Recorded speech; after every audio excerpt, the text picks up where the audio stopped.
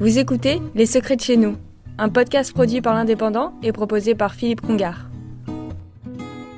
En plein cœur du parc national des Pyrénées, dans la belle vallée du Carol et tout près de Portet-Puymorens, il existe un homme qui est très amoureux des chevaux.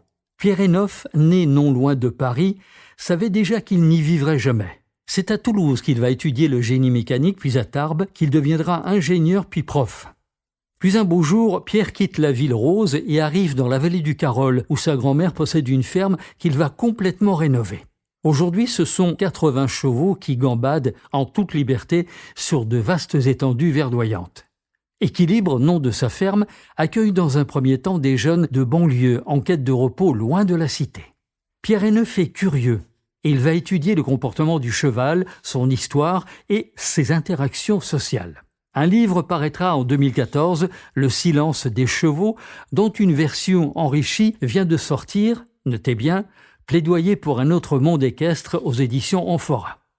Il est contre les boxes dans lesquelles le cheval se retrouve coincé, parcourant 250 mètres par jour contre 15 à 25 km dans un pré. Son alimentation doit se faire à base d'herbes des prés et non de céréales, affirme-t-il. Pierre Hénoff est aussi contre le ferrage des chevaux, beaucoup plus rapide sans fer.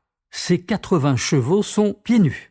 Équilibre accueille donc des amoureux du cheval et pris eux aussi de liberté.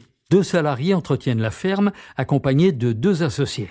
Ici, on apprend une équitation douce et on se balade dans les Pyrénées et le pays cathare, si riche en histoire, sans oublier les transhumances au printemps et en automne.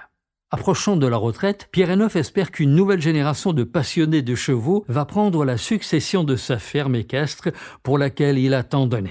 Pour en savoir plus, une balade s'impose sur le net equi-libre.fr.